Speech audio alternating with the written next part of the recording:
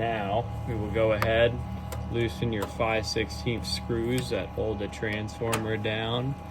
Again, that is these ones in the back, and you're just gonna flip these little ears over that hold it down. You don't have to touch any of these screws. The whole thing will just fold right on over.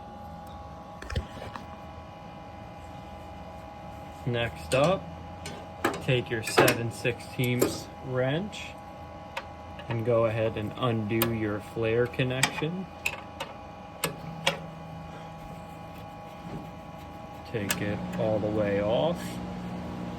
Next up, you have your little nut that holds your burner assembly on.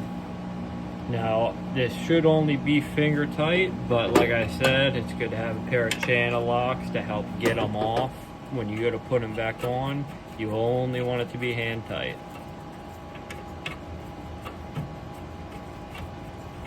And the best way to not lose this nut, because everybody seems to do it, you take the nut and you can slide it right over that line, so that way it doesn't go anywhere. Next up, push in your burner assembly to get that little tip through the hole. Rotate the hole up to the 12 o'clock position, pull out just a little bit, and then rotate it back to 9 o'clock, kind of wiggle its way out of there.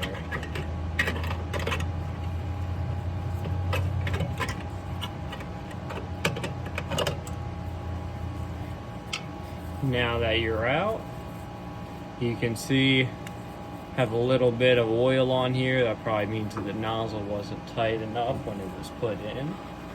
But you could also look, our nozzle gap is slightly off, not horribly, just enough to still work. And on here, you might not be able to see it, but it says 0.60, 80 degree A. So that is 0.6 gallons an hour at 80 degrees. So you want to match that. So we have right here a 6.60 80 degree A oil nozzle. So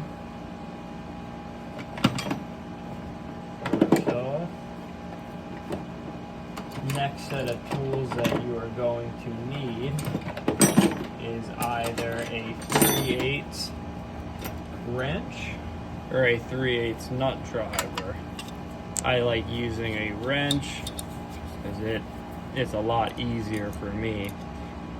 You can go ahead and you can loosen your screw, turn them out of the way, and so that way they don't fall out and you struggle getting them back in. Just go ahead and snug them up so that way they're not loose anymore and you don't have to worry about them falling out. Next up,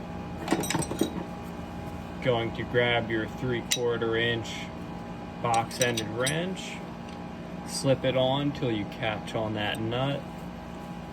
And then you're going to grab your 5/16 wrench. I like using a ratcheting 5/16.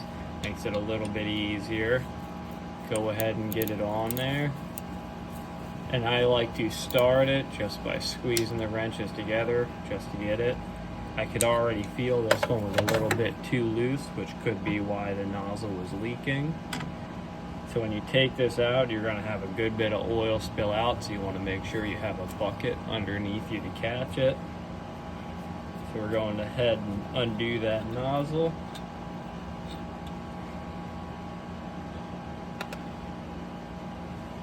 Going to grab your new nozzle. Go ahead and pull off the cap. I try my best not to touch the atomizer on the back of the nozzle. Going to go ahead and take it and just get it right down in place. Now you can go ahead and screw it back in.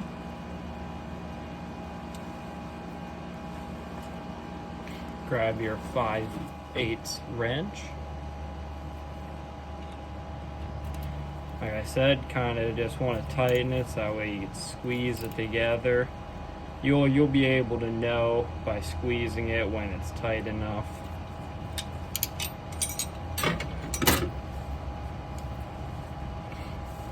Once the wrench stops moving, it's pretty much tight enough. You don't want to crack the fitting. So next up, I'm going to show you how to use this Z gauge. So this Z gauge is going to go down over top of your nozzle.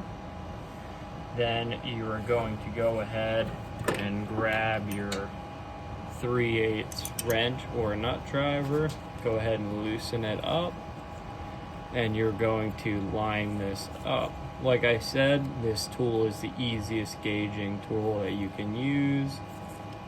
If you can find this, great. If not, the classic gapping tool works just as well. And a good little tip is, if you plan on replacing the electrodes too, when you buy these from Beckett, they also send you a free gapping tool. So go ahead, get it lined up so that way that little nub is in between the electrodes, nice and snug. And then you look up at the top, and they're all the way pushed up to the top. You want to get it as close as you can to perfect, if not perfect. Go ahead, tighten it up. Don't want to go too crazy because you can crack the ceramic insulators and cause it to improperly spark or short out. Go ahead and pull it off, and there is your proper gap. You can go ahead and check that now. This is how you use this gapping tool. Go ahead and check. So you want it to be, the two electrodes to be on the two outside lines.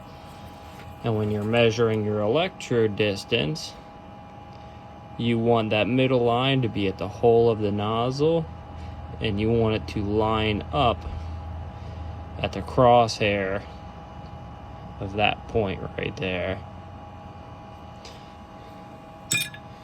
So now that it's all snug and you're happy with the way it is, I'm happy. Go ahead, open it back up.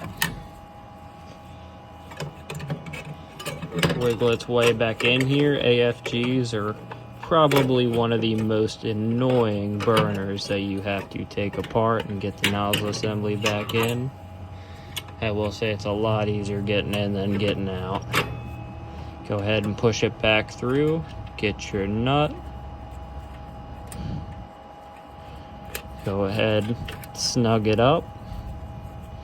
It's nice and snug. Get your flare nut on. Now this flare nut, you want to be tight, but again, you tighten it too much, you will crack it. Good rule of thumb that I use, rest your hand on the burner and just squeeze. Once it stops moving, don't force it. Go ahead and close your transformer, flip your tabs over. Grab your 5/16 wrench, and you want to make sure these are tightened down pretty decent.